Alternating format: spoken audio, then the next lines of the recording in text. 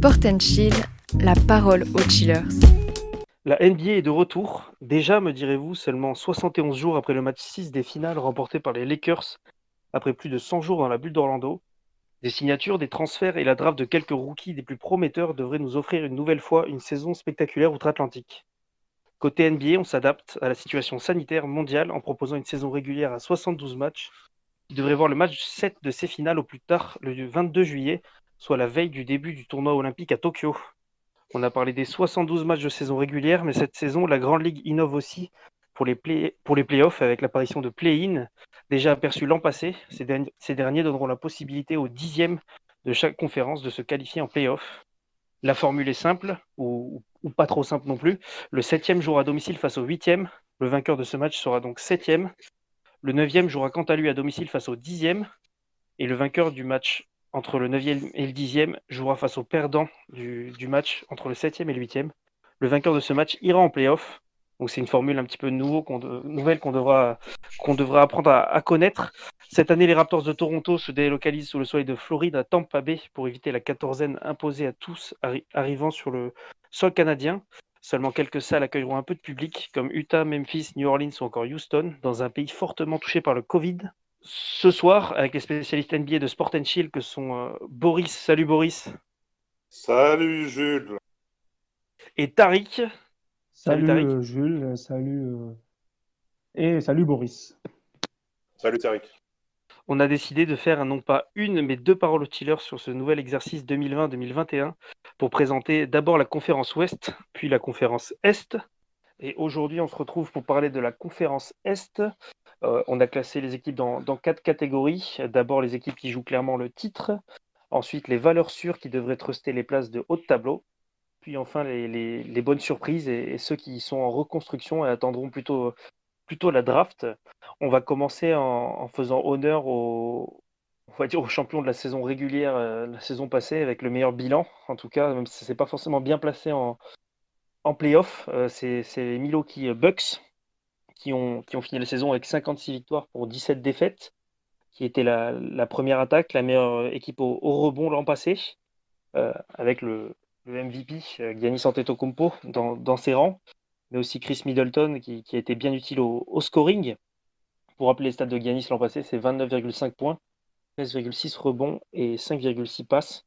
Donc c'est quand même assez impressionnant pour une équipe qui est tombée au second tour des playoffs contre le Heat, défait à la surprise générale 4-1 contre l'équipe de Jimmy Butler. On a eu pas mal de mouvements pour cette équipe qui a un temps douté sur le fait que Giannis voudrait re-signer. Ils ont réussi à le faire finalement. Et pour cela, ils ont attiré Jrue Holiday cette saison. Voilà, Jrue Holiday, un des meilleurs two-way players, comme on peut le dire, dans la ligue, à la fois offensivement et défensivement. Il va apporter toute son expérience à la main de cette équipe. Pour acquérir Jrue Holiday, il a fallu lâcher notamment Eric Bledsoe et George Hill dans la transaction.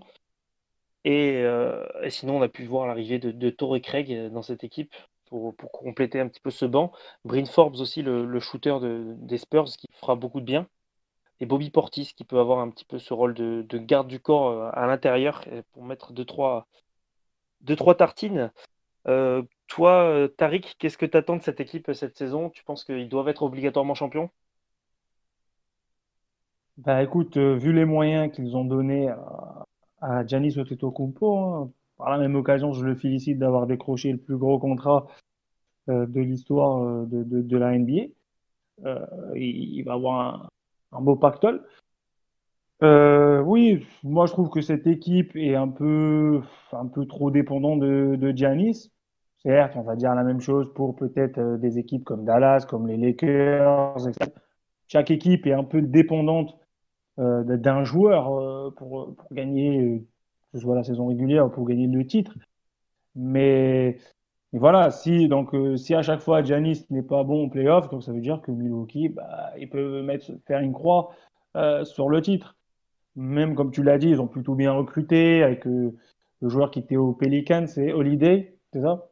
Oui, je relisais. Ouais, voilà, Holiday, qui a plutôt bien joué l'année dernière aux Pelicans avec Ingram.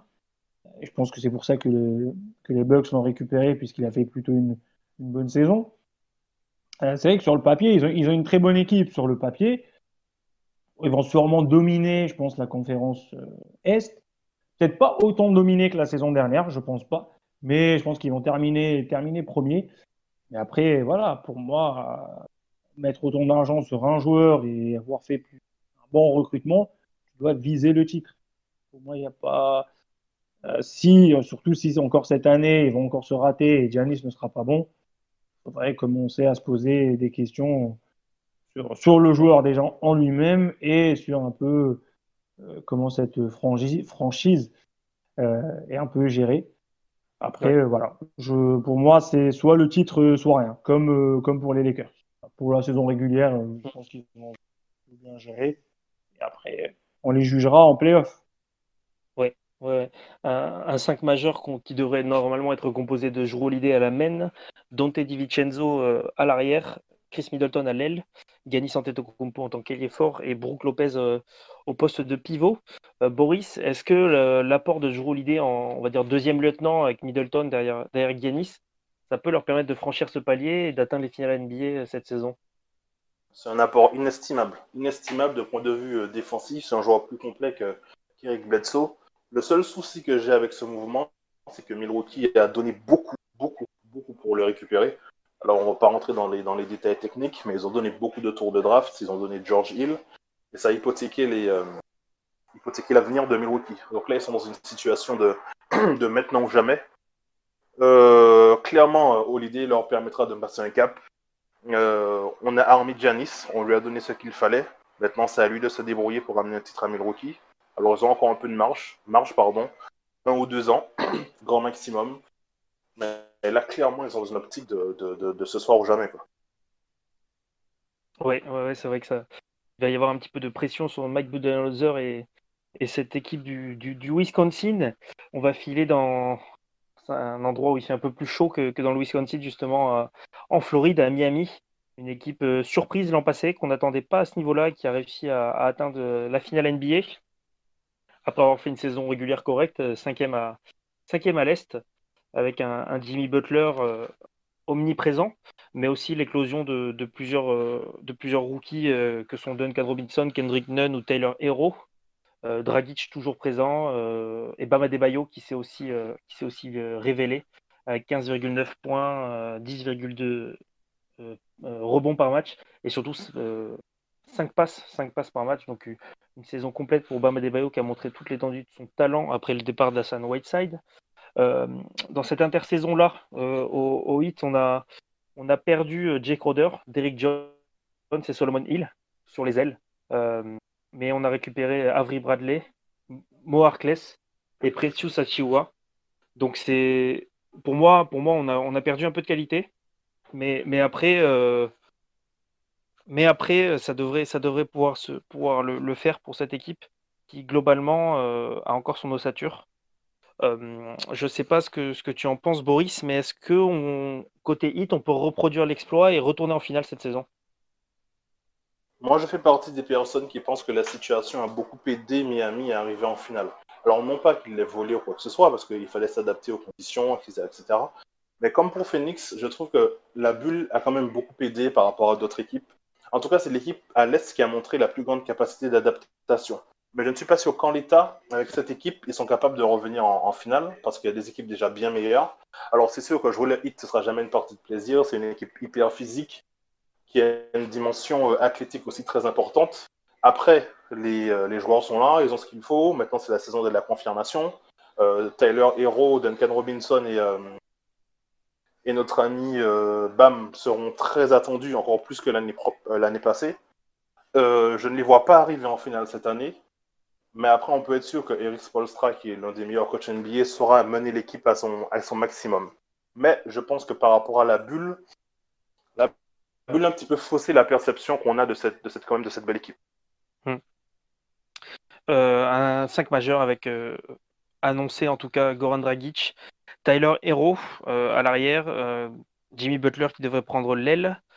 Et ensuite, on pourrait voir peut-être André Iguodala occuper le poste d'ailier fort. Sinon, une raquette Meyers Leonard, Bam Adebayo. Ça sera à voir. Selon toi, Tariq, est-ce que cette saison, ça peut être la confirmation de Tyler Herro, qui a montré de belles choses l'an passé en tant que rookie, l'arrière-shooter?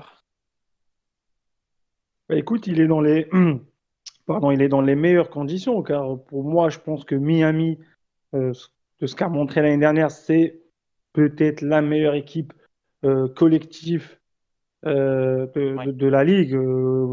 Moi qui suis pas forcément un grand fan de cette équipe, mais j'ai quand même beaucoup apprécié et j'ai aimé regarder leur match parce que ça jouait plutôt bien, c'était collectif.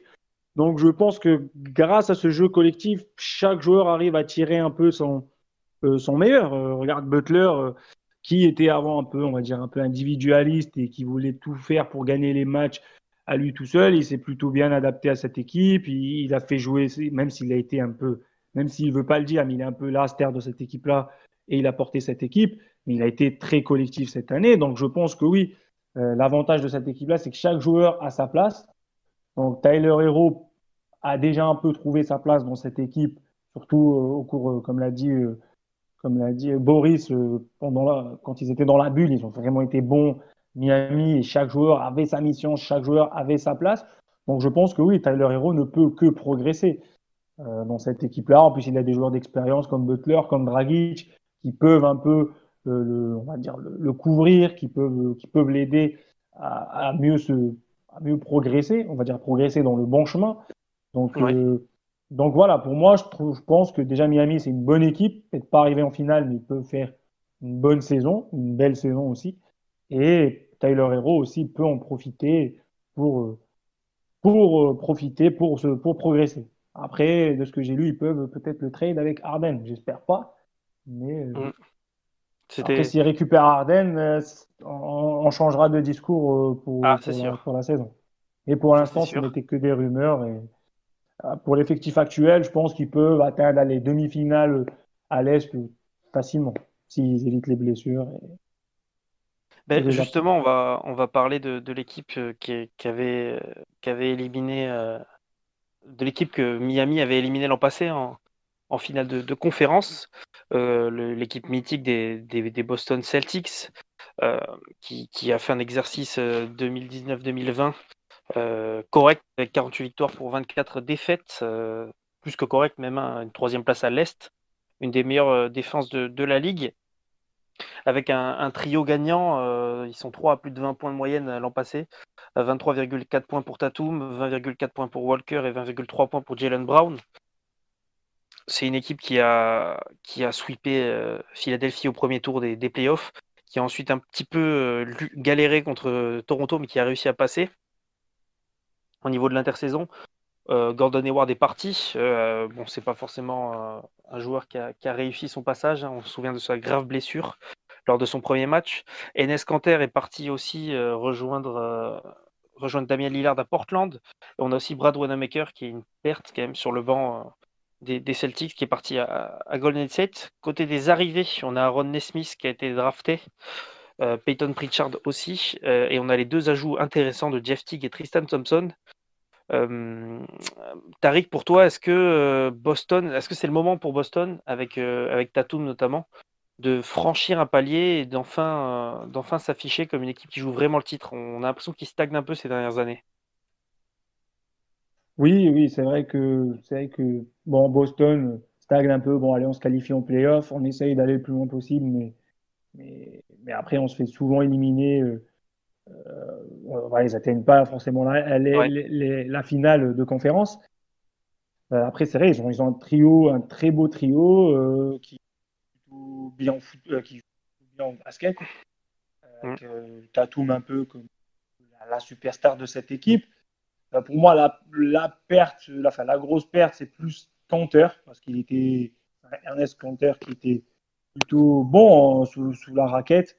Comme tu l'as dit, Hayward, il n'a pas forcément beaucoup joué à Boston. Après, oui, oui, je pense qu'ils peuvent, au moins cette année, au moins viser la finale de conférence. Alors, pas forcément gagner le titre, parce que c'est un peu compliqué. Mais voilà, si, on va dire, ils évitent peut-être. euh, Moi, je pense qu'ils peuvent battre Milwaukee. Peut-être pas Miami, parce que Miami, ils les ont bien, bien. Après, les matchs ne se ressemblent pas, les saisons ne se ressemblent pas aussi.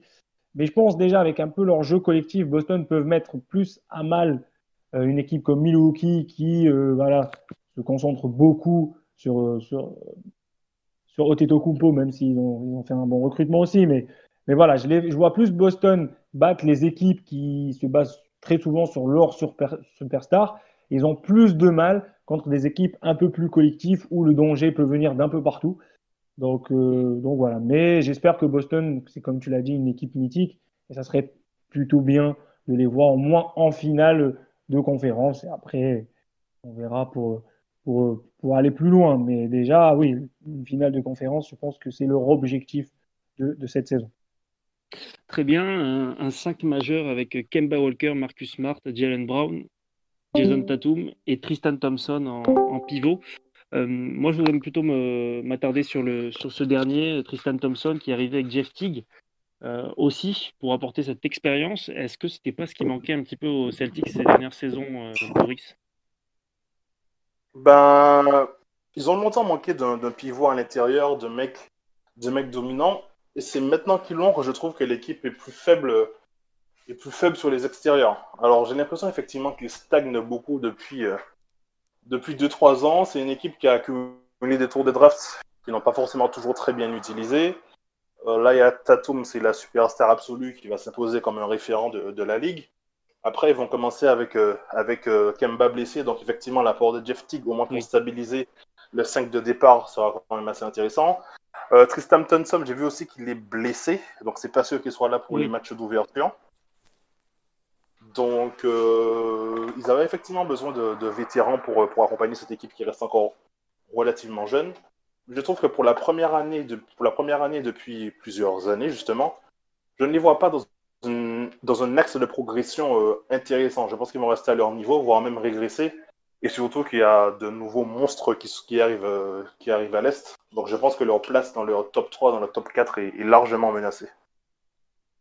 Et justement, la transition est toute faite. De nouveaux monstres et comment ne pas parler de Brooklyn, les Brooklyn Nets, 7e l'an passé, avec un bilan presque à l'équilibre, 35 victoires pour 37 défaites. Une très bonne défense l'an passé, mais des problèmes en attaque avec seulement la 16e attaque. 27,4 points de moyenne pour Irving. Spencer Dinwiddie aussi qui a brillé en compagnie de Caris LeVert.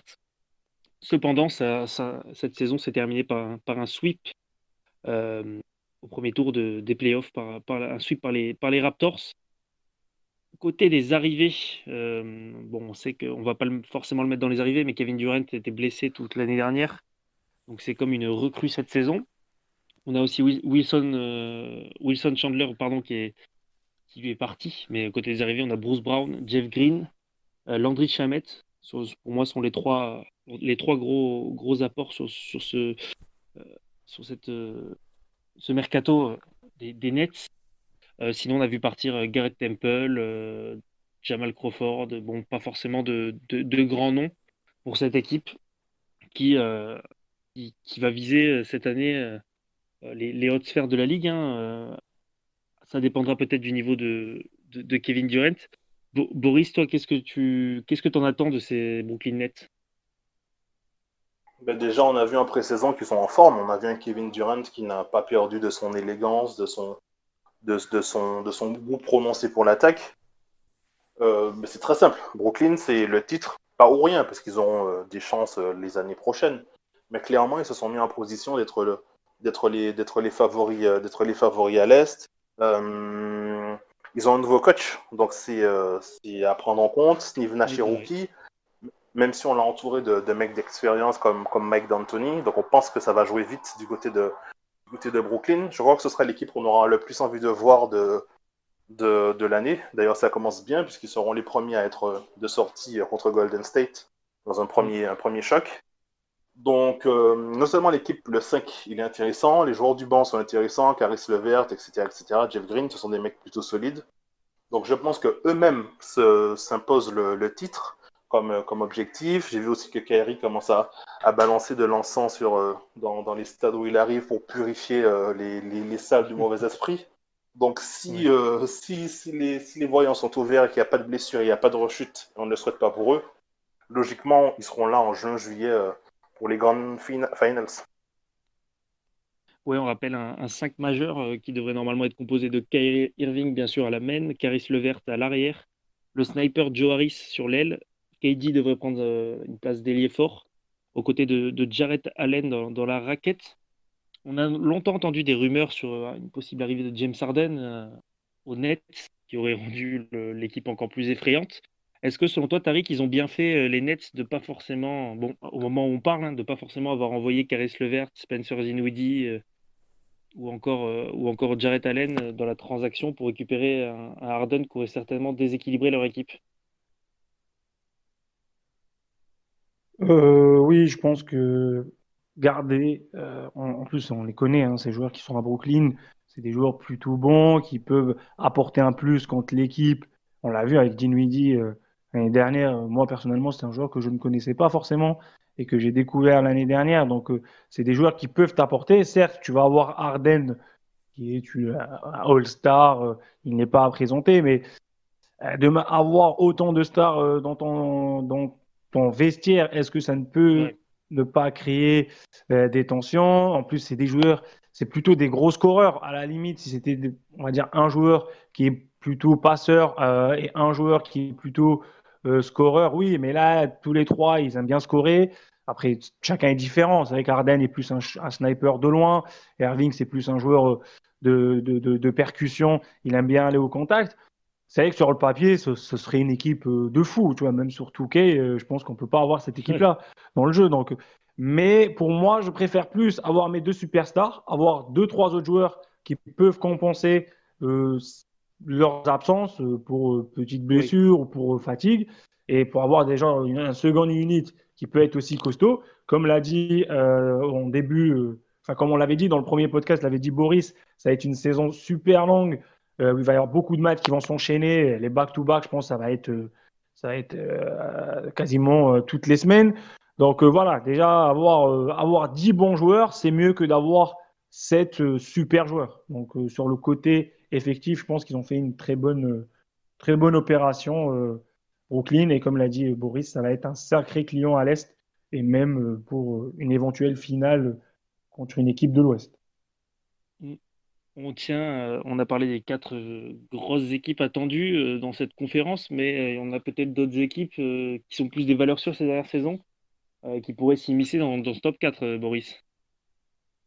Et par valeur sûre, on pense notamment aux champions 2019, les Raptors de Toronto, qui l'an passé ont fini quand même deuxième, hein, malgré le départ de Kawhi, qui a encore gagné plus de 50 matchs dans la saison, qui a juste été éliminé par les Celtics au terme d'une demi-finale épique lors du Game 7. Mm.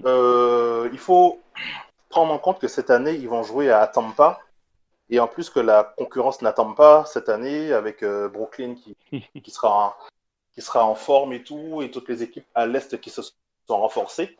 Eux, ils n'ont pas perdu leurs deux intérieurs majeurs qui sont partis à Los Angeles, Gasol chez les champions et Ibaka chez le prétendant. Au niveau des arrivées, il y a Aaron Benz et Alex Len et la prolongation de Fred VanVleet. Donc c'est une équipe qui est coachée par un entraîneur qui est remarquable, qui est Nick Nurse, qui trouve toujours des solutions pour compenser les pertes, pour compenser les blessures. Par contre, cette année, le banc est plutôt faible. Il n'y a que Norman Powell et peut-être Chris Boucher comme rotation sur les 6e et postes de 7e homme. Donc, Jules, l'équipe s'est affaiblie, la concurrence s'est renforcée. Est-ce que tu penses que le magicien Nick Nurse peut encore nous sortir un tour de son chapeau et leur permettre d'accrocher un top 4 à l'Est? Pour moi, ils seront pas top 4. C'est une équipe ouais, qui, l'année dernière, a encore une fois bien performé. Je les attendais, je pensais qu'ils allaient vraiment baisser. Mais on a Siakam qui a augmenté son niveau et qui a réussi à les maintenir bien à flot. J'attends de voir. La perte d'Ibaka va certainement leur faire mal. Mais, euh, mais Aaron Baines arrive dans la raquette. C'est vrai il va pouvoir peut-être un petit peu leur faire du bien, notamment sur le shoot extérieur qu'il a bien travaillé ces dernières saisons. Pour moi, ils seront sixième. Voilà, c'est une équipe qui sera en playoff. Mais voilà, j'ai aussi des doutes sur la re-signature un peu disproportionnée de OG Anunoby récemment. Euh, c'est, ouais, c'est une équipe, je pense pas.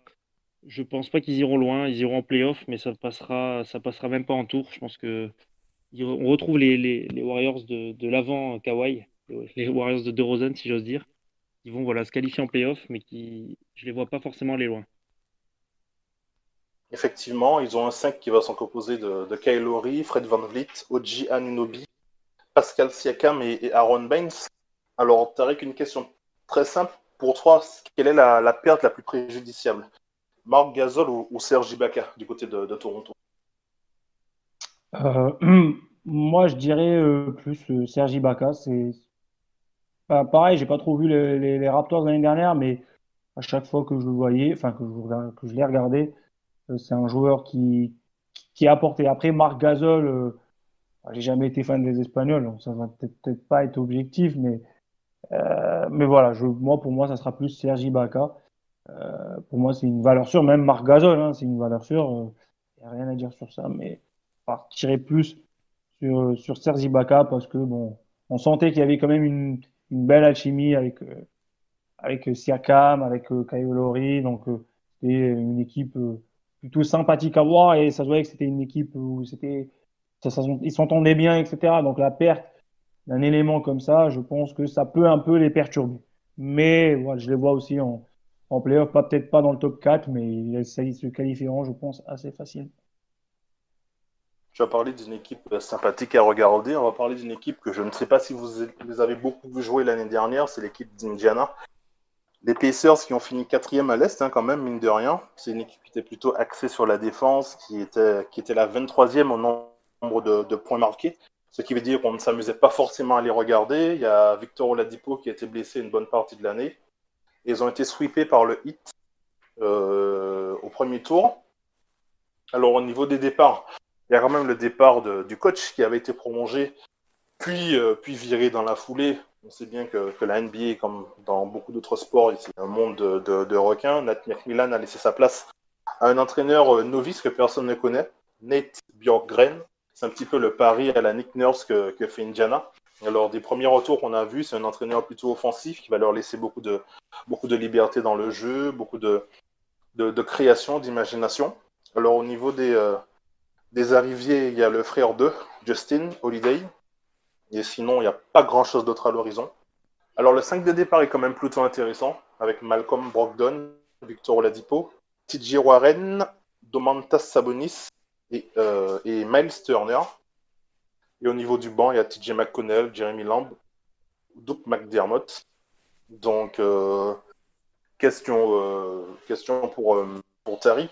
On a vu qu'elle faisait partie, Indiana, des équipes qui étaient sur les rangs pour recruter Gordon Hayward. Sauf que eux, ils voulaient pas mettre 120 millions sur 4 ans.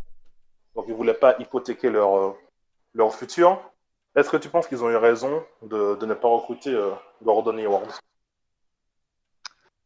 Bah, vu la fragilité du joueur, enfin fragilité physique du joueur, oui, parce que Charlotte a quand même mis beaucoup d'argent sur un joueur je crois qu'il s'est déjà blessé. Je sais même pas Oui. s'il va jouer le début de saison ou pas. C'est ça, il s'est Euh, blessé à la main. oui, voilà, donc bon, il paraît qu'il va essayer de jouer, mais bon, on va voir. Donc, moi, je trouve ils avaient déjà une bonne équipe. Je rejoins ce que tu as dit au début. C'est peut-être pas forcément une équipe qu'on a envie de voir, ou même quand on regarde le programme, ah, il y a Indiana, bon, ça va pas plus nous attirer, sauf contre, on va dire, sauf à son adversaire, si évidemment on joue contre les Lakers ou contre Milwaukee ou voilà Boston, on va dire, ah, on va plus regarder Boston que Indiana. Après, c'est une équipe qui jouait super bien. En plus, l'année dernière, ils ont joué une bonne partie de la saison sans Oladipo, il était blessé. Il est revenu, je crois, début 2020, si je ne me trompe pas. Donc, c'est une équipe qui joue plutôt bien.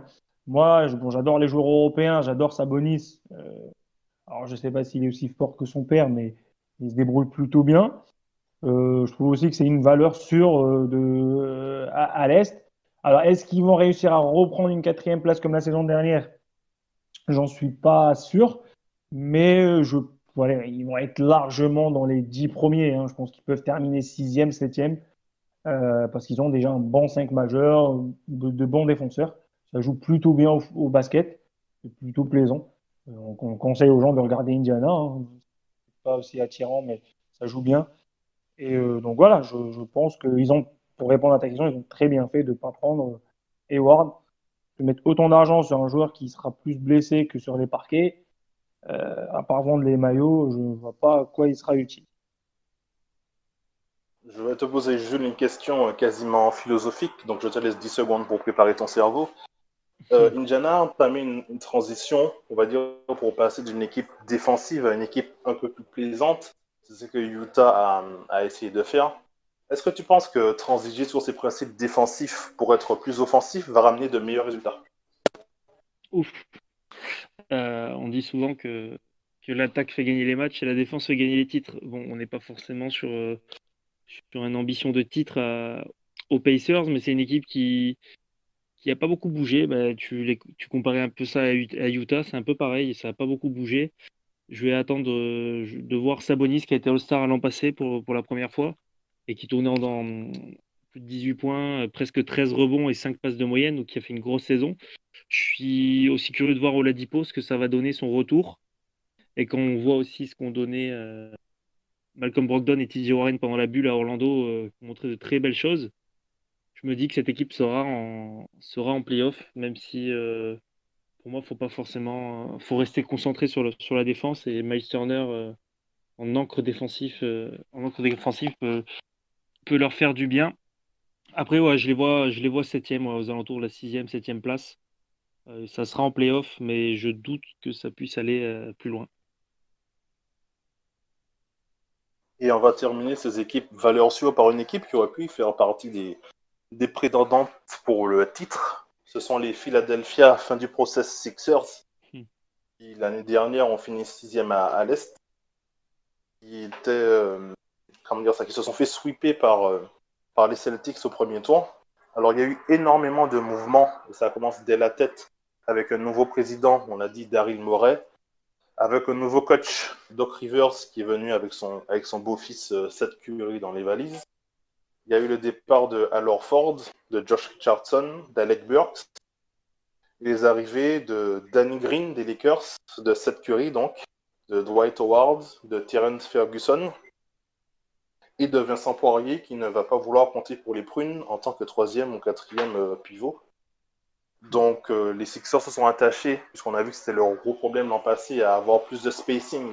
Donc c'est pour ça qu'ils ont recruté les shooters Danny Green et Seth Curry, parce que l'année dernière ils avaient un jeu très axial avec Ben Simmons qui ne tirait pas à 3 points et avec Joel Embiid qui lui avait tendance à trop tirer à 3 points. Donc je pense qu'on aura un Joel Embiid qui va plutôt se cantonner à rester dans la raquette, qui sera plutôt revanchard.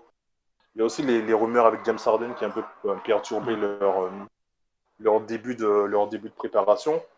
Donc Jules, est-ce que tu penses que les Sixers, c'est enfin pour eux la bonne année? Ils ont un nouveau coach, ils ont un nouvel effectif, ils ont plus de spacing, ils ont un nouveau président. Ça semble être sérieux sur les bords. Est-ce que tu penses que Philadelphie sera le candidat numéro 1 en tant qu'outsider avec Brooklyn?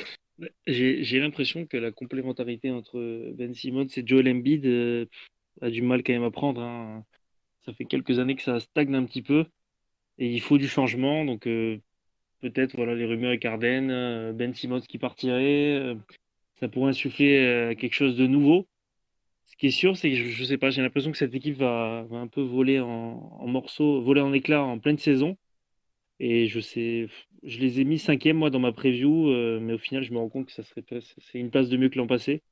Mais je sais pas, j'ai l'impression que cette équipe va un peu imploser, que les résultats vont pas forcément être à la hauteur. Et Daryl Morey, on sait qu'il peut faire des bons coups, donc il va peut-être chercher à transférer certains. Je suis pas très optimiste pour les Sixers qui vont pas forcément progresser selon moi. Effectivement, leur 5 de départ, Seth Curry, Danny Green, Ben Simmons, Tobias Harris, qu'on oublie, qui a un contrat de Mm. voleur, C'est vrai. de qui on ne pense pas forcément, mais qui doit effectivement justifier tous les millions qu'on a mis sur lui. Et enfin, Joel Embiid qui aura un vrai backup, parce qu'on a vu que Dwight Howard, je crois qu'il a fait un match à 7 sur 7, il était parfait au tir en pré-saison. Donc je pense que Mm. cette équipe semble en tout cas armée sur le papier, mais on sait que dans les vestiaires, l'alchimie collective, effectivement, peut vite voler en éclats. Ben justement, Tariq, tu as suivi l'année dernière la série entre les Clippers et les Mavericks, les Clippers de Doc Rivers. Donc, tu as vu à peu près à quoi ressemble son jeu, comment il évolue. Est-ce que tu penses que Doc Rivers, le nouveau coach, peut apporter quelque chose de différent à Philadelphie? Bah oui, il a l'expérience pour ça. Je pense qu'il a les compétences aussi. Après, je vais rejoindre Jules. On a l'impression que cette équipe, certes, il y a beaucoup de talent, il y a beaucoup de bons joueurs, mais on a l'impression que c'est pas une équipe. Genre, on en connaît plein, hein, des équipes comme ça dans quasiment tous les sports où ils ont les joueurs, ils ont le coach, ils ont tout, mais la mayonnaise a du mal à prendre. Je sais pas, c'est peut-être Doc Rivers peut, oui, avec son sa qualité de coach et même sa réputation, je pense qu'il peut mettre un peu d'ordre dans le vestiaire, que ce soit même pour Joel Embiid qui un peu, il aime bien faire le fou un peu et le rebelle. Mais je sais pas, j'ai du mal avec cette équipe-là.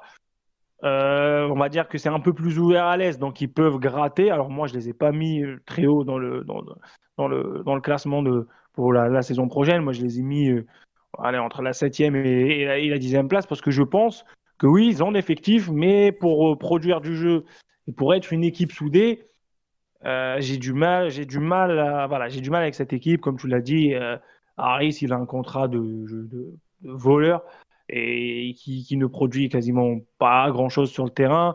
Tout ce petit détail-là peut amener à l'implosion dans un vestiaire. On a tous un peu fait du sport, même si on n'a pas été professionnel, mais on sait que des fois, quelques petits détails peuvent faire exploser un vestiaire. J'espère que Doc Rivers arrivera un petit peu mettre un petit peu d'ordre dans cette équipe. Mine de rien, j'ai une autre vision sur leur classement final de Philadelphie, mais pour cela, il faut attendre quelques minutes dans notre bracket à la fin du podcast. Mais en tout cas, Tariq, j'ai bien senti que sur les Sixers, tu avais les Bulls. Donc justement, on va passer à Chicago dans les équipes à suivre pour cette saison du côté de l'Est. Oui, alors on va commencer avec une des franchises les plus. Je pense qu'elle doit être. Alors je vous demande à vous, peut-être que vous avez plus d'infos que moi, c'est peut-être la franchise la plus populaire au monde. Les Bulls, je crois. J'ai lu ça une fois. Je crois que c'est eux À une certaine les époque, plus populaires. sûr. Maintenant, Oui, enfin, je veux dire que les gens ne suivent pas le basket, ben, ouais, ils oui, connaissent oui, les c'est une des Chicago plus Bulls. connues. Oui. Voilà, C'est les ça. plus connus. Voilà, je voulais dire plus connus et non pas plus populaires. Alors, bon, on va pas se mentir, la saison dernière, les Bulls, c'était pas exceptionnel. Défensivement, bon, ils étaient 13e. Offensivement, c'était pas ouf, ils étaient 27e. Ils ont un bilan un peu, on va dire, en 50%, mais côté défaite, ils ont 43 défaites et 22 victoires seulement. Bon, il y a un énorme écart, hein, 2 points. On a Lavine qui avoisine les 25,5 points par match. Et le deuxième joueur, et derrière, c'est Markkanen qui est à 14 points. C'est quand même un énorme écart entre on va dire, deux gros stars de cette équipe-là. Alors, Chicago, leur mercato, on va dire, a été plutôt calme. Le mercato, on va dire, ils ont récupéré quand même le pick numéro 4, qui est Patrick Williams, qui a montré de bonnes choses au cours de cette pré-saison. Il a été très bon défensivement. C'est ce qui manquait un peu Mm. à Chicago, surtout qu'ils perdent leur meilleur défenseur. L'année dernière, c'était Chris Dunn qui part à Atlanta. On en parlera plus tard. Donc voilà, ça n'a pas forcément trop bougé à Chicago. Pour moi, leur meilleur recrue, c'est le coach. Enfin, c'est leur général manager. Déjà, ils ont récupéré le Lituanien. Là, j'arrive jamais à dire son nom, il est un peu compliqué, qui est venu un petit peu pour remettre un peu de l'ordre parce que c'était un peu, on va pas se mentir, c'était un peu le bordel à Chicago. Il a ramené le coach Billy Donovan, qui est un coach qu'on connaît. Il arrive à faire progresser beaucoup de jeunes joueurs. Alors, dans l'effectif des Bulls, c'est un effectif plutôt moyen, même s'ils ont Zach LaVine qui était pas loin du All-Star, qui est un peu cette star de cette équipe-là, mais qui prend rarement les bonnes décisions, surtout en fin de match. Il a souvent la balle de match, mais il fait pas la bonne décision. Ils ont le jeune Kobe White on attend beaucoup de lui. Il a fait une très très bonne pré-saison. Il a terminé meilleur marqueur, hein, des 2 matchs des Bulls. Ils ont fait une bonne pré-saison. Ils ont joué 3 matchs, ils ont gagné 2 matchs. Ils en ont perdu un, mais ils ont gagné contre Oklahoma. Donc, c'est pas non plus l'équipe à battre cette saison. Alors, je commencerai je commencerai par Jules. Qu'est-ce que tu penses de cette équipe des Bulls? On parle d'une année de transition. C'est pas l'année, voilà, c'est le début d'une construction de quelque chose pour les Bulls avec l'arrivée du coach et je pense que l'arrivée des joueurs se feront peut-être plus la saison prochaine. J'ai été un peu surpris par leur choix de prendre Patrick Williams en quatrième position à la dernière draft. Je m'attendais plus à Isaac Okoro ou Onyeka Okongwu, voire même Deni Avdija. Mais ouais, c'est un pari qu'ils font avec. Bon, il a montré de belles choses en pré-saison, mais c'est pour moi un joueur qui est pleinement à développer. Je pense qu'on verra le résultat dans 2 ou 3 ans. Mais globalement, pardon, euh, Kobe White va devoir s'affirmer. Il va être en concurrence avec Thomas Satoransky, le Tchèque, qui est plus gestionnaire. Et donc Kobe White va devoir s'affirmer dans cette équipe. Voilà une équipe qui devrait, selon moi, être aux portes des playoffs. Je les ai pas mis en playoffs, je les ai mis 10e. Voilà, ça va. C'est une équipe qui va encore progresser, mais à part Lavine, je vois pas grand-chose à mettre en valeur dans cette équipe. Markkanen stagne un petit peu aussi. Donc ils peuvent que nous surprendre. En fait, j'attends pas grand-chose de Chicago cette saison.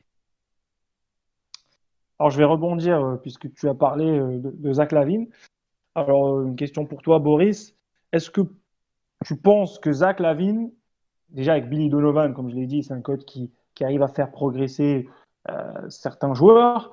Est-ce que pour toi, tu penses que Zach LaVine peut emmener, comme on l'a dit, c'est pas un effectif flamboyant, mais est-ce que tu penses qu'à lui tout seul, il peut emmener les Bulls, allez, au moins à la 10e place pour essayer de se qualifier pour les playoffs. 10e, c'est quasiment la dernière place, c'est la dernière place de qualification pour les playoffs.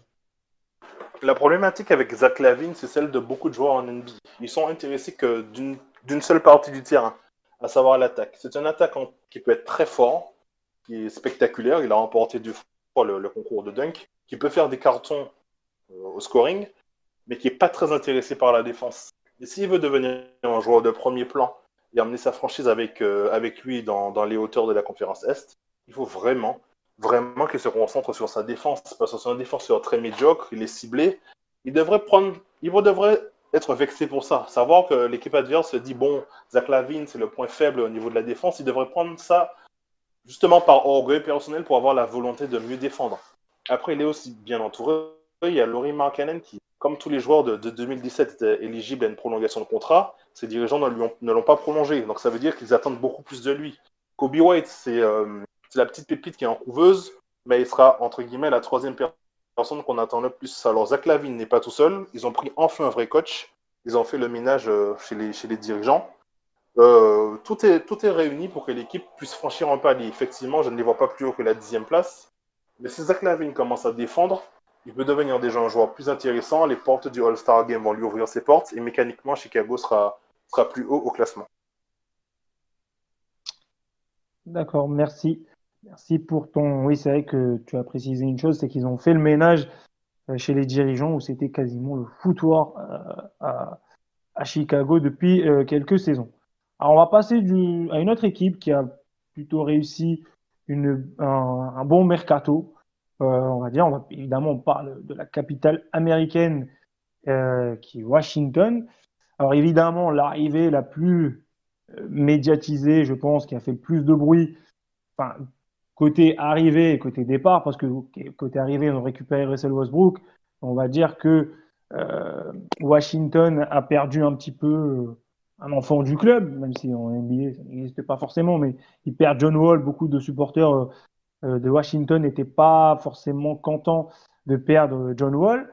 Donc, ils ont récupéré aussi Denis Avdija. Tu en as parlé, Jules, c'était aussi une cible des Bulls à un moment donné, mais c'est Washington qui l'a récupéré.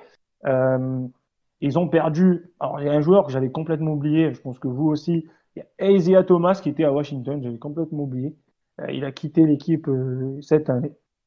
Donc, Donc voilà, ils ont fait un recrutement plutôt intéressant. Ils récupèrent Anthony Gill, Robin Lopez aussi. Voilà, c'est une équipe plutôt armée, hein. Ils avaient déjà Bryant, Hashimura aussi, qui était un joueur intéressant l'année dernière. Alors j'ai une question pour toi, Boris. Est-ce que déjà tu vois Washington pouvoir se qualifier? Parce qu'on a vu que Bill l'année dernière était plutôt esselé. Il faisait de gros cartons, hein, Bradley Beal.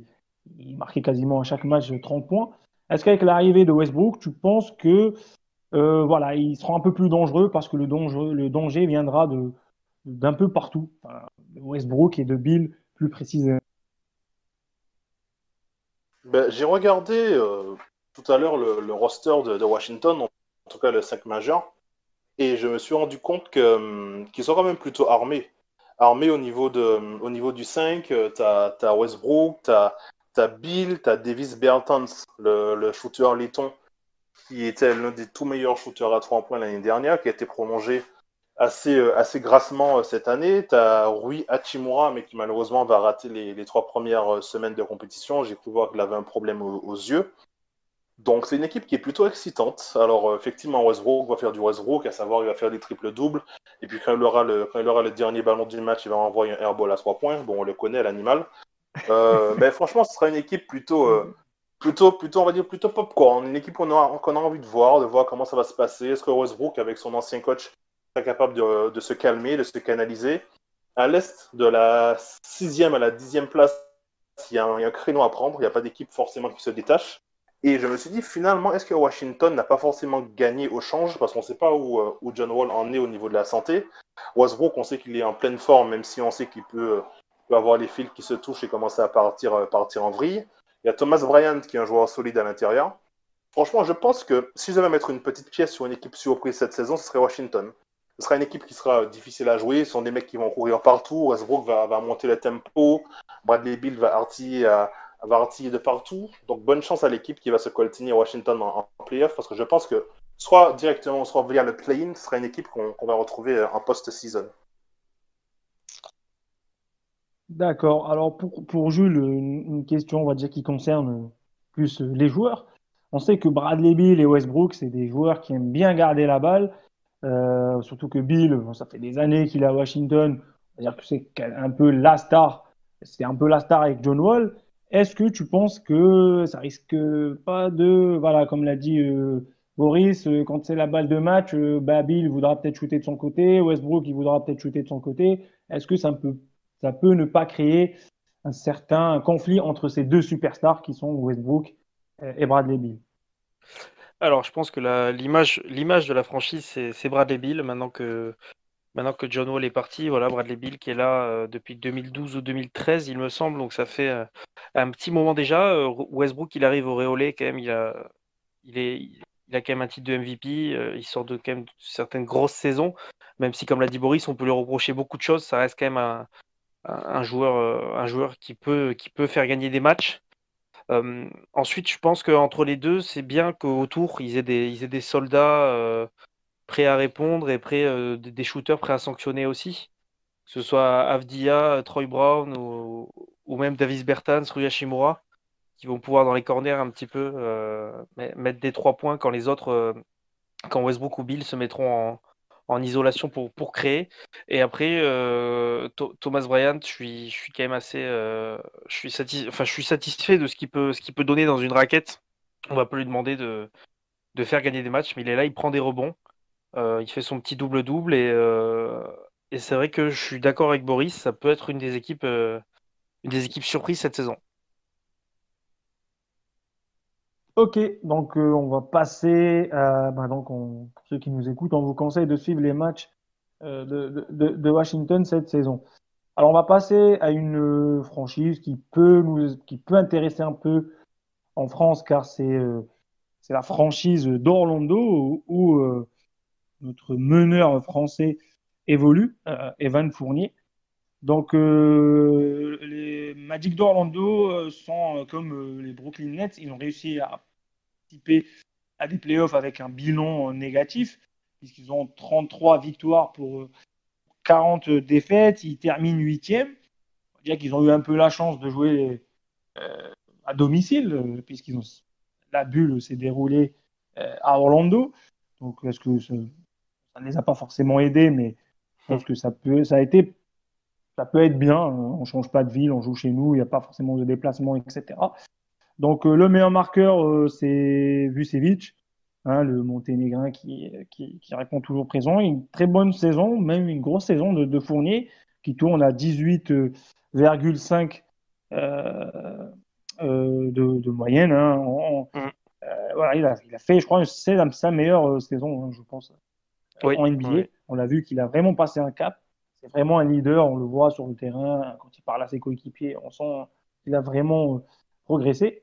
Donc, du côté, enfin, on va dire du côté mercato, ça n'a pas bougé. Alors, il y a eu que trois, on va dire, il y a eu que trois mouvements. Donc, il y a DJ Augustine qui est parti au Milwaukee Bucks et il y a Wes Iwundu qui est parti à Dallas. Et côté des arrivées, il y a Dwayne Bacon qui arrive des Charlotte Hornets. Alors, on va dire que, bon, à Orlando, on reprend les mêmes et on recommence. Mm. Est-ce que allez, je vais commencer avec Boris. Est-ce que non, je vais commencer avec Jules. Il y a Evan Fournier. Est-ce que tu penses que cette saison, ça va être quand même limite pour Orlando? Parce que déjà, c'était Ouais. limite l'année dernière. Là, il n'y a pas forcément de renfort. Et on a vu l'éclosion, par exemple, des équipes comme les Bulls ou même des Nets ou peut-être même de Washington. Est-ce que tu penses que ça va être compliqué pour Orlando cette année? Ben, au final, on les a placés dans les équipes potentiellement surprises, mais ça fait quelques années que Orlando ne nous surprend plus forcément. Habitués à cette huitième place, un petit peu qu'ils arrachent souvent sans forcément briller, et ils se font sweeper rapidement par le premier de la conférence. Voilà, une équipe qui change pas et qui va commencer. Ouais, j'ai été déçu par cette intersaison, même si la draft et l'arrivée de Cole Anthony au poste de meneur euh, m'enthousiasme pas mal. Il faut dire Ouais. que ouais, on attend peut-être Markel Fultz, on attend peut-être l'éclosion de Markel Fultz, qui a re-signé un gros contrat, une grosse extension de contrat, l'ex premier choix de la draft, qui pourrait peut-être faire basculer cette équipe. Mais voilà, après avec un Jonathan Isaac souvent blessé, Fournier, Vucevic, ça stagne un petit peu. Je pense il leur manque vraiment une superstar, quoi. Il leur manque quelqu'un qui pourrait les emmener à un niveau supérieur. Là, c'est une équipe qui, selon moi, sera même pas dans les 10. Je les ai mis 11e. Et ça serait peut-être pas plus mal pour qu'ils changent, pour que le management se change en tout cas de fusil d'épaule et mis sur autre chose. Parce que là, on se rend compte que ça mène à rien, cette équipe-là. Mm. Alors on va en profiter puisque on va dire qu'il y a un Français qui joue dans cette franchise et c'est plutôt sympa de parler un peu de nos joueurs français. Alors Boris, j'aurais une question pour toi sur Evan Fournier, évidemment. Est-ce que tu penses que Evan Fournier a atteint son niveau, puisqu'on, comme on l'a dit, il a fait une de ses meilleures saisons l'année dernière. Est-ce que pour toi, il peut encore progresser ou c'est sa limite et il va rester toujours dans les mêmes stats et ne peut pas apporter plus à cette équipe d'Orlando qui n'a pas, comme l'a dit Jules, forcément de superstars? Le truc avec les joueurs français, c'est que quand tu écoutes justement les médias français qui traitent de NBA, tu as l'impression que, comment dire ça, ils sont toujours au mauvais endroit, au mauvais moment, ce sont les autres qui les rend pas forts et tout. Qu'est-ce que j'ai pas entendu sur Evan Fournier? Effectivement, il a fait la meilleure saison statistique de sa carrière, mais il a été catastrophique dans la bulle, hein. Il a été catastrophique au niveau des pourcentages, au niveau des points marqués, tout ça a baissé drastiquement. Je pense qu'il a atteint son summum. Alors, ça reste quand même un summum très très élevé, hein, par rapport au standard de la ligue. Moi, je ne pense pas qu'il pourra progresser davantage. Je ne pense pas qu'il soit forcément la deuxième option offensive qu'il faut pour le Magic. Moi, je pense qu'il peut être un sixième homme dans une franchise qui joue le titre, mais dans une équipe comme Orlando, ça ne suffira pas. Ils ont besoin de joueurs plus costauds, ils ont besoin de joueurs plus efficaces. Et Evan Fournier en troisième option offensive, ça peut être parfait. Alors effectivement, il sort d'une bonne saison, c'est un joueur qui est très sympathique. Quand on le suit sur les réseaux sociaux, on s'ennuie jamais. Mais franchement, sur le terrain, Orlando est devenu à mes yeux l'une des équipes les plus insignifiantes de la ligue. C'est une équipe qui ne donne pas d'émotion, c'est une équipe un peu mièvre, On sait que c'est la victime sacrificielle que le premier de la conférence va se taper chaque année. Là, c'est même pas sûr qu'ils finissent dans les 8 ou 10 premiers. Je suis vraiment déçu par rapport à cette équipe et par cette intersaison. Donc, Evan Fournier est un peu à l'image de cette équipe. Des hauts, des bas, mais ça reste assez quand même très, très, très, très moyen dans l'ensemble. Ça marche et je confirme ce que tu dis. C'est une personne très sympathique que j'ai eu l'occasion de croiser quand j'avais fait mon stage à la radio algérienne, puisqu'il a ouvert une école de basket en Algérie, puisque sa mère est algérienne et il est très sympa, Evan Fournier, qui a la tête sur les épaules malgré le statut de star de la NBA. Alors on passe à la dernière équipe qui aussi a plutôt bien recruté pendant cette intersaison. Évidemment, c'est Atlanta qui a eu une saison plutôt difficile. Je pense que Trae Young se serait bien passé de la saison dernière parce qu'il fait quand même une grosse saison. Il est à 29, pardon, 6. Il est quasiment 30 points de moyenne par match. Bon, il y a eu Collins aussi qui l'a un peu, qui a été un petit peu son lieutenant puisqu'il tourne à 21 points de moyenne. Mais voilà, défensivement, ils sont classés 28e euh, Atlanta et offensivement, ils étaient 26e. Donc quasiment, tu n'avais que Young et Collins qui marquaient. Hein. Les autres, ils marquaient quasiment pas. Euh, et ils avaient un pourcentage plutôt élevé à 3 points, mais c'est Young qui marquait ces 3 points. Alors, du côté des départs, et malheureusement, le départ à la retraite d'une un des vétérans, peut-être une des légendes du dunk en NBA, c'est Vince Carter. Ils ont perdu aussi, je ne connais pas forcément très bien de leurs joueurs, parce que je ne les regarde pas. Ils ont perdu Jeff T, ils ont perdu DeAndre Bambry, Charles Brown Jr. Enfin, ils ont perdu beaucoup de joueurs, mais ils en ont récupéré pas mal. Ils ont récupéré déjà Danilo Gallinari, qui est un très bon sniper à 3 points. Il joue très bien, on le connaît, l'Italien. On a l'occasion de le voir pendant les Euros et les championnats du monde ou même les Jeux Olympiques. C'est un peu la superstar italienne avec Bellinelli. Ils ont récupéré Bogdanovic, qui arrive de Sacramento Kings. Ils récupèrent Rajon Rondo aussi. On l'a vu, il a été très très bon en playoff avec les Lakers. Ils ont récupéré le meilleur défenseur des Bulls l'année dernière, c'est Chris Dunn, qui était très très bon défensivement. Interception, je crois que c'est un des meilleurs joueurs côté interception, récupération de la balle. Donc voilà, ils ont quand même recruté. Ils ont recruté aussi, on a parlé tout à l'heure, Jules, Oken. Alors je peux dire son nom, c'est Onyeka au compliqué. Congo. Voilà, qui est 6e. Ouais, franchement, pour prononcer, je ne sais pas comment tu fais, mais c'est compliqué. Donc il est 6e choix de la draft quand même cette année. Ils ont quand même ils ont fait quand même un super recrutement. Alors je te pose la question à toi, Boris. Est-ce que tu penses que cette équipe d'Atlanta peut être un peu l'équipe épouvantail de cette conférence Est, qui peut quand même faire mal, hein, parce qu'ils ont un très bon second unit, très bon starting, mais très bon deuxième équipe. Alors, je vais aller rapidement sur Atlanta. Effectivement, c'est une équipe qu'on va aimer regarder jouer. Il y a beaucoup de nouveaux joueurs. C'est une équipe qui était dans les bas-fonds du classement depuis assez longtemps. C'est une équipe qui va faire partie des attractions. Donc, je pense que quand il y aura Atlanta qui va passer à la télé, on va essayer de se brancher pour voir ça. Donc, l'équipe est bonne. Il y a des vétérans, il y a des joueurs de qualité. Donc, il y a moyen que l'équipe finisse assez tranquillement dans le top 8. Après, c'est la saison jamais pour le coach Lloyd Pierce. Mais il y a Trae Young, il y a Gallinari, pardon, il y a Bogdanovic, il y a Rajon Rondo. Franchement, c'est une équipe calibrée pour être playoffable. Alors moi, j'aurais une question plus précisément pour Jules sur, euh, sur un joueur. Alors moi, je te donne juste le starting five de cette équipe. Donc on aura Young, Bogdanovic, Hunter, Collins et Capella. Alors moi, ne pas avoir Gallinari titulaire, moi je l'aurais peut-être mis titulaire, mais bon, euh, c'est le starting que j'ai trouvé. Alors moi, j'ai une question concernant Trae Young, Jules, qui a quand même de gros stats. C'est des stats de All-Star, de All-Star. On va dire que c'est les résultats de son équipe qui lui gâche un peu ses saisons.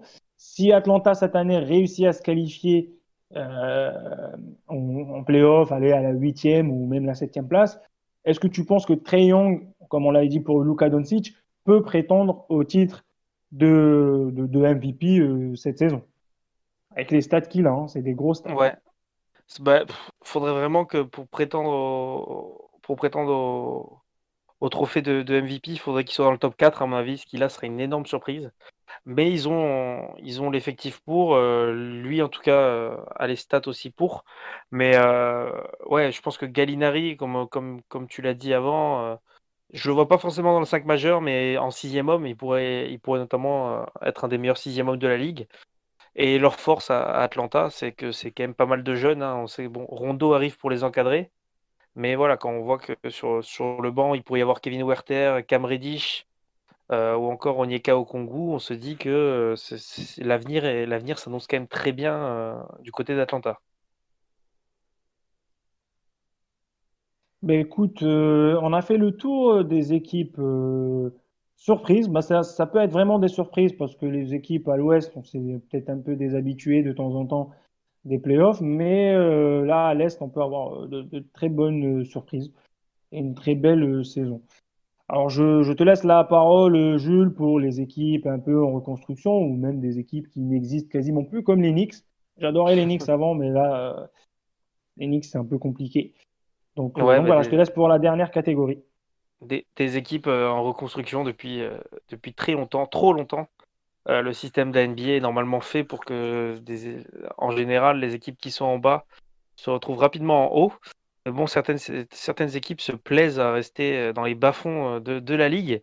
C'est le cas des Knicks, 12e l'an passé, qui avait drafté RJ Barrett, qui a fait une saison à 14,3 points de moyenne, derrière un Julius Randle qui a fait de la stat, hein, 19,5 points, 9,7 rebonds et 3 passes, mais qui a fait de la stat dans le vide, hein, lui qui aime pas trop défendre. On le connaît, mais les Knicks, c'est aussi la 29e pire défense de la ligue. Avant-dernière, donc c'est compliqué de gagner des matchs comme cela. Ils ont quand même gagné 21 et en ont perdu 45. Au niveau des départs, on a Bobby Portis qui est parti au même titre que Taj Gibson. Sinon, ceux qui ont rejoint l'équipe, Alec Burks, Nerlens Noel, Austin Rivers, Michael Kidd-Gilchrist. C'est pas des gros noms, c'est des bons joueurs de basket. Via la draft, ils ont drafté Obi Toppin, qui pourrait être une des attractions cette saison au Madison Square Garden, et Emmanuel Quickley. La question que je voudrais poser à Boris, c'est qu'attendre de ces Knicks cette saison avec une équipe qui fait pas rêver, on est d'accord. Ah ben clairement, je pense que eux-mêmes, les Knicks n'attendent rien de cette saison. D'ailleurs, ils ont donné que des contrats de 1 an en prévision de la grosse free agency de 2021 où il y aura les principaux gros joueurs qui seront sur le marché. Je pense qu'ils vont surtout chercher à donner une dimension défensive aux Knicks. C'est pour ça qu'ils ont recruté Tom Thibodeau pour apporter de la rigueur, pour apporter du sérieux, pour apporter une espèce de professionnalisme. Donc je pense qu'effectivement, ils ne vont pas viser les playoffs, mais c'est surtout le développement effectivement, des jeunes qu'ils ont draftés, de Topin qui a l'air prometteur. Donc je pense qu'ils ne vont pas dépasser les 20 victoires cette saison, mais je pense que c'est une saison pour les remettre sur le droit chemin en termes de sérieux, parce que pendant longtemps, ils ont eu des coachs qui faisaient n'importe quoi. Donc je pense que ça peut aider Nelikina d'avoir un coach défensif qui partage les mêmes valeurs que lui. Donc je pense Ouais. que les Knicks, ce sera d'abord une saison pour remettre l'équipe sur les bons rails et pour les préparer à la suite, notamment la Free Agency de 2021 qui s'annonce plutôt énormissime. Ouais. Nilikina qui sera en concurrence avec Elfrid Payton pour la main. RJ Barrett devrait être installé au poste d'arrière. Reggie Bullock occupera l'aile. Alors que dans la raquette, on devrait retrouver un duo plutôt entre Julius Randle et Mitchell Robinson, même si Obi Toppin pourrait rapidement taper à la porte de ce 5 majeur. On va aller un peu plus vite sur ces équipes-là, hein. On va passer à une deuxième équipe qui va attendre la prochaine draft, je pense, c'est Cleveland. Cleveland aussi habitué au bas-fond du classement depuis le départ de LeBron James, qui l'année dernière a fait une saison a fini dernier de l'Est, hein, avec seulement 19 victoires.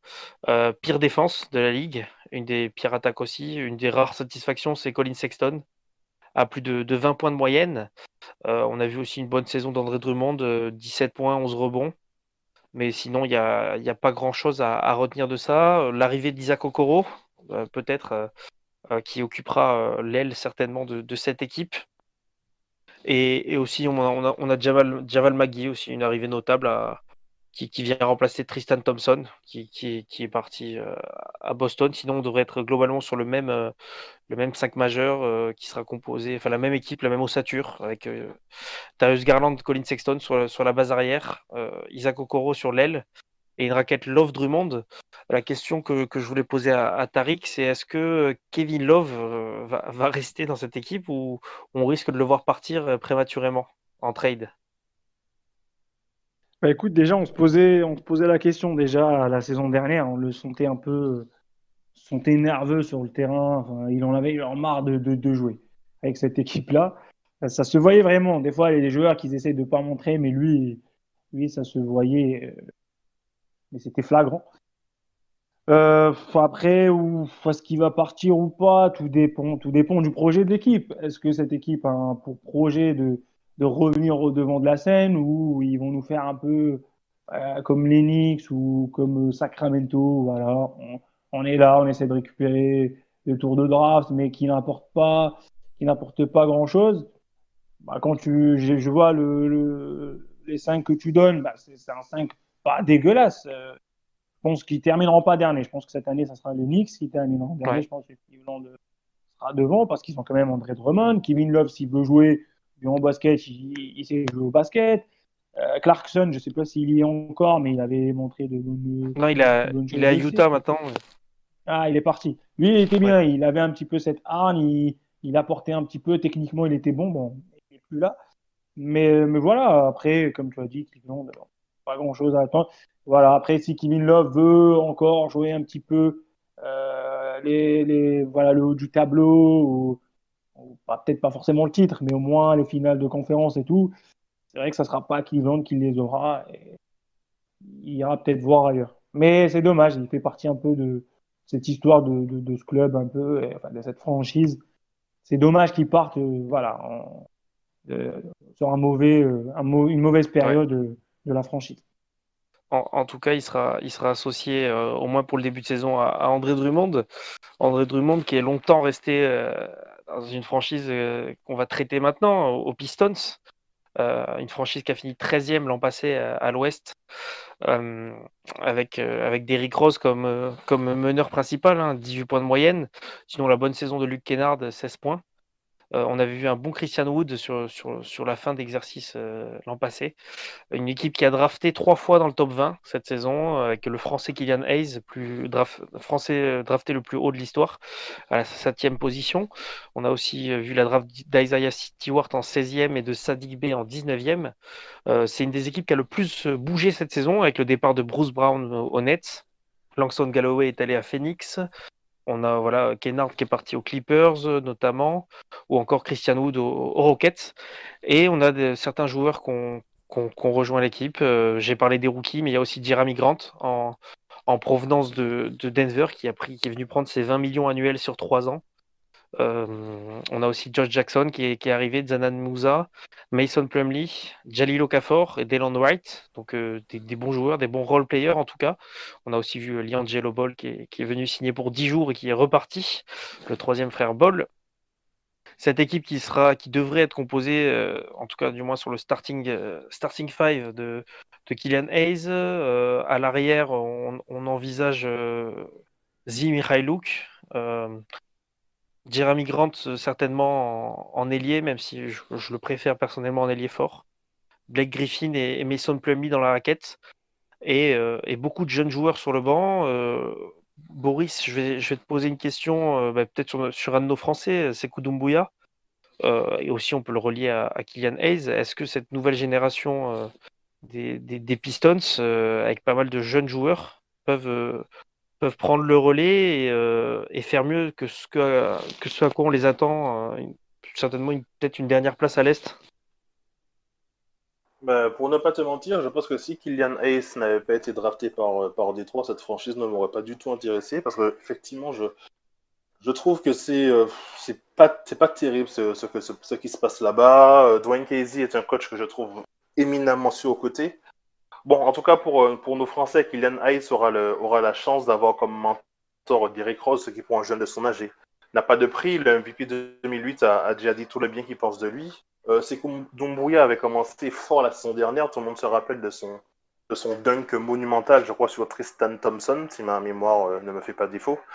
Oui. Et à ce niveau-là, après, il est un peu parti un peu dans tous les sens. Son coach l'a un peu rappelé à l'ordre et tout. Là, il semble revenir avec de meilleures intentions. Donc, je pense que Détroit, ça peut être une équipe, effectivement, qui peut être bonne pour eux. Et c'est la seule moyen pour briller dans cette équipe, c'est avoir un esprit de col bleu. Détroit, ce sont un peu les bad boys, nouvelle génération. Ce sont des mecs qui doivent être solides défensivement. Donc, je pense que le salut de nos Français, passera par une application défensive sans égal. Ce n'est que comme ça qu'ils pourront briller. Ce n'est que comme ça que Détroit pourra éviter la dernière place à l'Est. Très bien, une dernière place où ils seront certainement en concurrence avec la dernière équipe qu'on va évoquer maintenant, les Charlotte Hornets, 9e à l'Est l'an passé, un bilan de 23 victoires pour 42 défaites. Voilà, ils sont tombés aux portes des playoffs pour une des pires attaques de la NBA l'an passé, malgré l'éclaircie d'Evonte Graham, qui a montré de très belles choses sur la base arrière avec Terry Rozier. 18 points de moyenne tous les deux. Ça a été compliqué pour Charlotte. Charlotte qui a pu drafter LaMelo Ball en 3e position, alors que Nicolas Batum, William Hernan Gomez et Dwayne Bacon ont quitté l'effectif. Avec LaMelo Ball, c'est aussi Gordon Hayward qui débarque en Caroline du Nord. De quoi peut-être envisager un nouveau cycle à Charlotte. Un 5 majeur qui devrait être composé de LaMelo Ball, Devonte Graham, Gordon Hayward quand il sera plus blessé, parce qu'on sait qu'il s'est blessé, PJ Washington, le rookie de l'année passée qui avait montré de belles choses aussi, et Cody Zeller avec un peu d'expérience dans la raquette. Tariq, peut-être une question pour terminer. Est-ce que LaMelo Ball a selon toi le pouvoir de transformer cette équipe et de sur les prochaines années, faire de Charlotte une nouvelle place forte du basket? Alors, pour te répondre, franchement, je ne l'ai jamais vu jouer ce joueur-là. Ah, Je le connais que par le biais des médias, de ce que j'ai lu avec son père, qui aime bien un peu faire le fou dans les médias. ouais. Après, voilà, Charlotte, Plus comme tu l'as globalement, dit, est-ce que tu crois dans cette équipe de Charlotte? pas pour cette saison. Pas pour cette Je saison, pense, mais peut-être dans les prochaines. oui, possible, s'ils arrivent aussi à avoir, comme on l'a dit, il y a une grosse intersaison l'été 2021. Donc, s'ils arrivent à attirer une grosse star avec Hayward, peut-être avec le jeune Ball qui est peut-être pas mauvais, ça peut donner quelque chose de bien. Mais après, voilà, Michael Jordan était un excellent basketteur, mais pour l'instant, côté gestion de franchise, c'est pas, c'est pas au niveau Mm. de son talent de basketteur.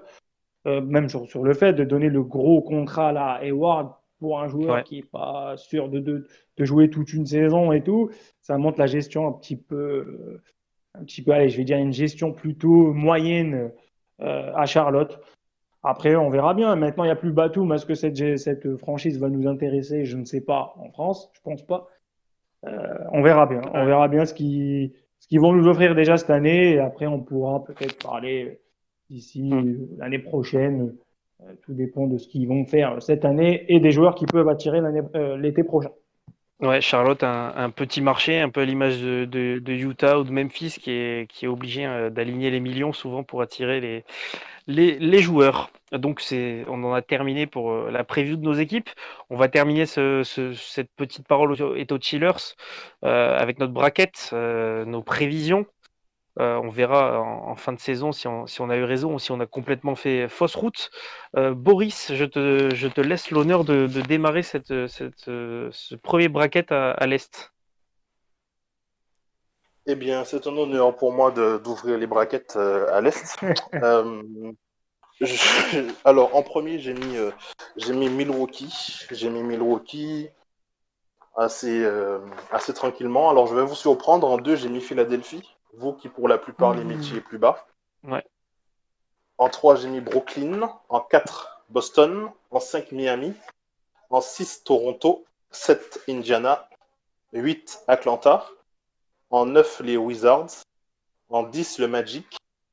Et pour la suite, c'est Bulls, Hornets, Pistons, Knicks et les Sacramento de l'Est, Cleveland. Ah oui, donc peut-être une surprise avec Philadelphie qui se hisserait en dauphin de Milwaukee. Toi, Tariq, est-ce qu'il y a des surprises dans ton petit tableau?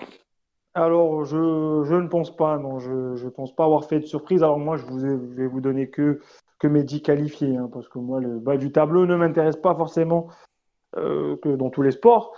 Alors oui, j'ai mis Milwaukee, évidemment, qui je pense qui sera leader, peut-être moins facilement que l'année dernière. L'année dernière, se sont un petit peu baladés. Je pense que cette année, ça a été un peu plus compliqué.